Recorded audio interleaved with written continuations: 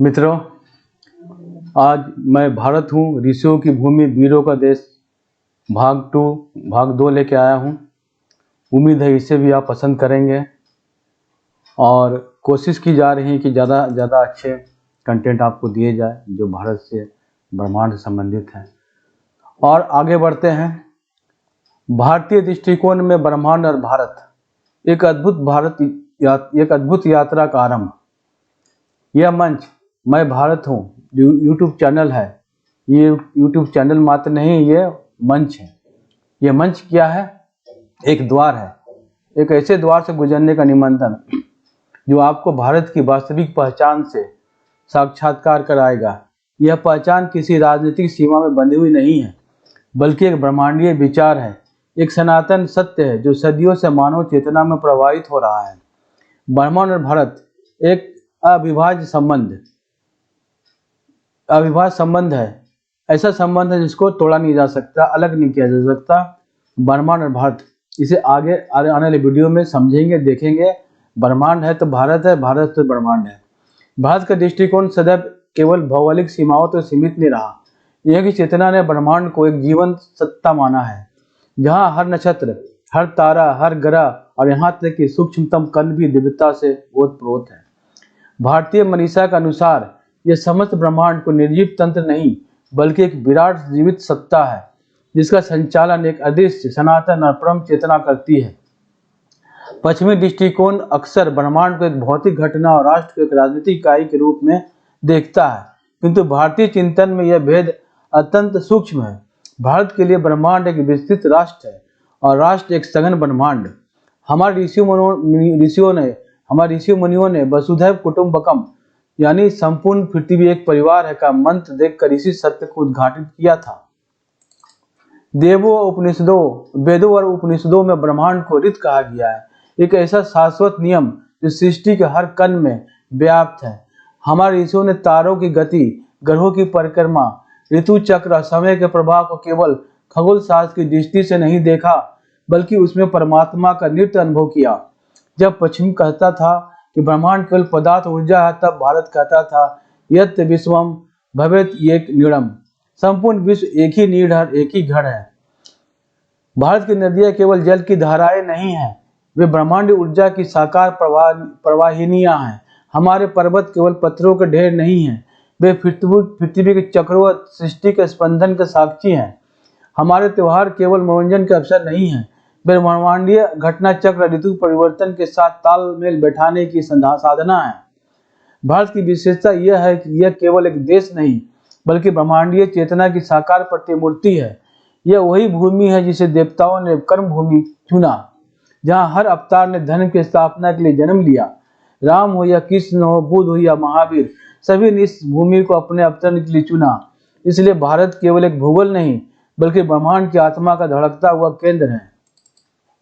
विज्ञान अध्यात्म का समन्वय, विज्ञान अध्यात्म का क्या समन्वय है, ये देखते हैं। भारत का दृष्टिकोण अद्वितीय है, क्योंकि यह विज्ञान अध्यात्म के मध्य एक सेतु का निर्माण करता है। जहाँ आधुनिक विज्ञान बिग बैंग की थ्योरी देता है, वहीं हमारे ऋषियों ने सृष्टि के आदि कारण, निराकार ब्रह्म, आदि शक्ति के प्रथम स्पंदन की चर्चा की है। जहाँ भौतिक विज्ञान पंच तत्वों की बात करता है, वहीं हमारे यहाँ पृथ्वी, जल, अग्नि, वायु, आकाश की जीवन शक्तियों के रूप में देखा और पूजा किया। भारत क्या है? ब्रह्मांडीय योजना का केंद्र बिंदु है। यह कोई संयोग नहीं है कि भारत को कर्मभूमि कहा गया है।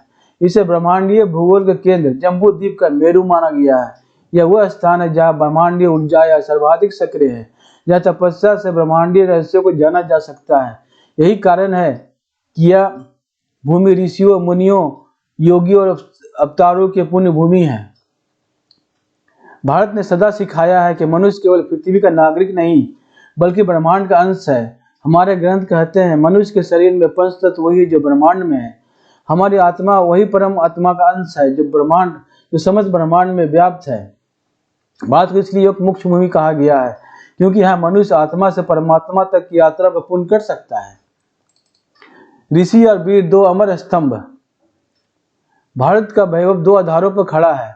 ऋषियों की साधना, जिन्होंने ज्ञान, तप और योग से ब्रह्मांड के ऋषियों को उद्घाटित किया। वीरों का पराक्रम, जिन्होंने उस ज्ञान और संस्कृति की रक्षा के लिए अपने प्राणों की आहुति दी। यीशु ने हमें आत्मा ब्रह्मांड के बीच का अदृश्य सेतु दिखाया, जबकि वीरों ने यह सुनिश्चित किया कि वह सेतु आने वाली पीढ़ियों का सुरक्षित रहे। वह सेतु जिन्होंने वीरों ने बनाया, अदृश्य सेतु दिखाया आत्मा ब्रह्मांड के बीच में, ऋषियों ने, वो आने वाली पीढ़ियों तक सुरक्षित रहे। वह सेतु ये दिखाया ऋषियों ने। भारत भविष्य वैश्विक आशा। आज जब विज्ञान ब्रह्मांड में नए नए रहस्यों को खोज रहा है, तब भारत का सनातन दृष्टिकोण और भी प्रासंगिक हो उठता है। भारत ये बताता है कि ब्रह्मांड की खोज केवल यानों, दूरबीनों और उपग्रहों से नहीं होगी, बल्कि ध्यान, योग और आत्मज्ञान के माध्यम से भी होगी।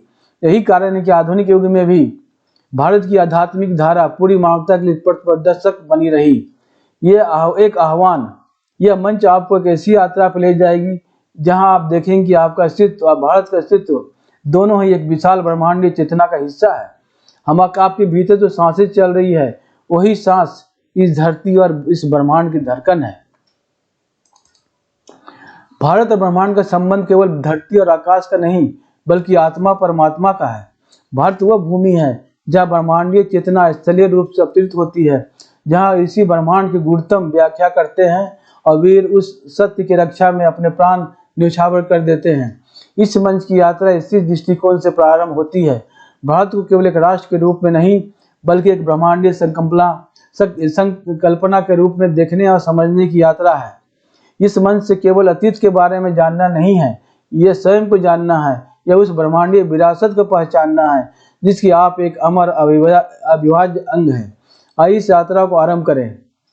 तो मित्रों, आज भाग 2 में इतना ही है। उम्मीद है आपको पसंद आया होगा। हमारे इस यूट्यूब चैनल मैं भारत हूँ को सब्सक्राइब करें, लाइक करें और शेयर करें और बेल बटन प्रेस करें, ताकि हमारा जो भी वीडियो आए आप तक तुरंत पहुँच जाए। मिलते हैं अगले वीडियो में। नमस्कार।